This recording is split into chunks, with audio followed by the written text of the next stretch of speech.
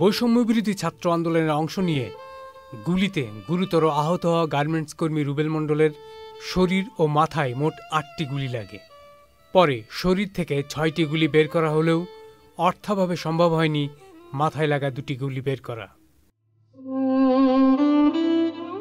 আন্দোলনে আহতদের চিকিৎসার দায়িত্ব সরকার নিলেও এখনও সে সুবিধা পাননি গাইবান্ধার পলাশবাড়ী উপজেলার কিশোরগাড়ি ইউনিয়নের বাবলু মণ্ডলের ছেলে রুবেল মণ্ডল। আমি বাগবাড়িতে চাকরি করি রিজার্ভেশনে। তো এখানে অফিস সেদিন সকাল সকাল ছুটি হয়েছিল। পরে আমি বাসায় না যা ছাত্র আন্দোলনের সাথে আমি জড়িত ছিলাম। আশুলিয়া থানার সামনে প্রায় কমপক্ষে ৮০-৯০ জন আমরা জনতা ছিলাম। এই পাশে বাইপালের অবশ্যই অনেক ছিল। তো এখানে ধাওয়া পাল্টা ধাওয়া হওয়ার পরে এক পর্যায়ে পুলিশে গুলি ছড়ে সিটে গুলি এসে আমার শরীরে লাগে, মাথায় লাগে।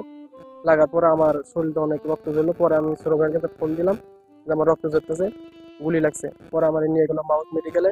ওইখানে নেওয়ার পর প্রাথমিক চিকিৎসা করলো, গুলি টুলি এগুলো বের করলো, শরীরের মাথার গুলি বের করতে পারেনি। পরবর্তীতে নিয়ে গেছিল আমার হাবিব মেডিকেলে। ওইখানে পেছনে মাথা কাটছিল, কাটার পরে ওইখানে বের করতে পারেনি। এরপরে গেলাম ৬ তারিখ অথবা ৭ তারিখে মনে হয় শ্যামলী নিউরাস মেডিকেলে। ওইখানে সিটি স্ক্যান করছে। সিটি স্ক্যান করার পরে ডাক্তার বলছে যে এটা বের করা সম্ভব নয়, বের করলে মাথার প্রবলেম হতে পারে কিংবা ভবিষ্যতে আপনার স্মৃতিশক্তি হারাই যেতে পারে। পরবর্তীতে বের করেনি। ওষুধপাতি লিখে দিচ্ছে, বলছে ঘা শুকিয়ে যাবে। ওষুধপাতি খাওয়ার পরে আমরা ঢাকায় ছিলাম এতদিন, চিকিৎসাপাতি আমরা নিজের টাকা দিয়ে করছি। করার পর আমরা আবার ২৮ তারিখে বাড়ি আসলাম। আসার পরে রংপুর গেছিলাম। রংপুরে যাওয়া ওই একই কথাই বলে, যেটা বের করা সম্ভব না। পরবর্তীতে আমরা বাড়িতেই আছি এখন বর্তমানে। এখন প্রবলেম হচ্ছে আমাদের মাথাটা খুব যন্ত্রণা করে, মাথাটা অনেক ভার হয়ে থাকে আর মাঝে মাঝে মাথার ভেতর কামড়ায়।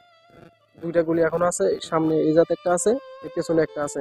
মোট গুলি লাগছিল 8টা গুলি লাগছিল, 6টা বের হয়ে গেছে, শরীরের ভেতর 6টা বের হয়ে গেছে আর মাথার ভেতরে এখনো 2টা আছে। আমি চাচ্ছি যে আমার এটা সুচিকিৎসা হোক, কোথাও হেল্প সহযোগিতা পেলে যেন আমি চিকিৎসা করতে পারি ভালোভাবে। আর আমি বিগত 1 মাস ধরে বাসায় বাড়িতে বসে, চাকরি বাকরি আর নাই আমার, বর্তমানে আমি বেকার এখন। আর আন্দোলন করে খুব ভালো লাগতেছে যে স্বৈরাচারী সরকার পতন হয়েছে, কিংবা দেশটা স্বাধীন হয়েছে। এই জন্য আমার কাছে খুব আনন্দিত। গুলি লাগছে এটা বড় কথা না, তারপর আমি খুব খুশি আছি। কিন্তু আমি একটা সুচিকিৎসার একটা ব্যবস্থা চাইতেছি।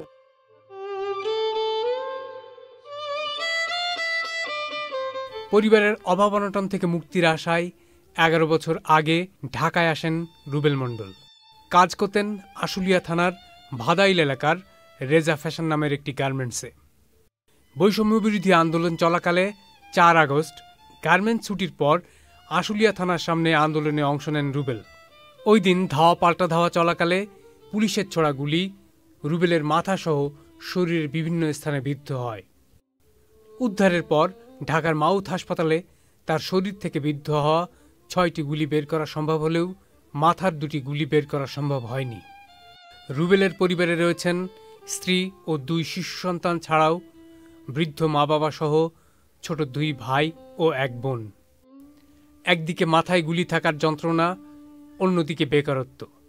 এসব নিয়ে নিদারুণ জীবনযাপন করা রুবেলের এখন সবচেয়ে জরুরি প্রয়োজন উন্নত চিকিৎসার। আমার স্বামী রেজা ফ্যাশনে চাকরি করে। ওই জায়গায় অফিস সকাল সকাল ছুটি হয়ে যাওয়ার পরে ছাত্র আন্দোলনে গেছিল, যা গুলি লাগছে 8টা, আর মাথার মধ্যে 2টা গুলি রয়ে গেছে।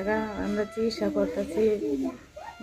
যদি আমার স্বামীর চাকরি হয় না, সরকার যদি কিছু আর্থিক সহযোগিতা করতে, তাহলে আমার স্বামীর চিকিৎসা করতে একটু সুবিধা হইতো। আমার একটা ছেলে একটা মেয়ে, আমি খুব অভাব অনটনে আছি।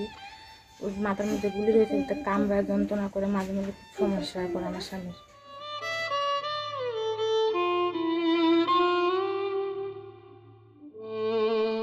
অন্যদিকে ছেলের সুচিকিৎসার অভাবে ভবিষ্যৎ জীবন অন্ধকারের আশঙ্কা করছেন রুবেলের বাবা বাবলু মণ্ডল।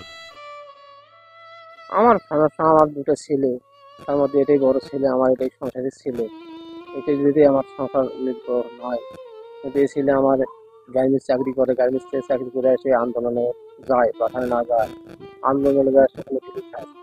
খাওয়ার পরে বহু চিকিৎসাপাতি করলো মেডিকেলে, কিন্তু হলো না। কিন্তু আমি খুব ওখানে অসহায়ের মধ্যে পড়ে গেছি, কিন্তু আমার কোনো প্রকারের সংসার চলতেছে না। আমি তো খুব অসুস্থ, আমারও হার্টের সমস্যা। আমি ভ্যানের কাছে এলাকায়, আমি তাও চালাতে পারছি না। আমার পরিস্থিতি খুব ভালো। এটা আমি আপনার কাছে খুব করতেছি যে আমার ছেলেটা কেমন করে ভালো হয়, কেমন করে চলাচল করতে পারে, আমি এটাই আমার আগ্রহ। Saiduzzaman Dipu, channel I.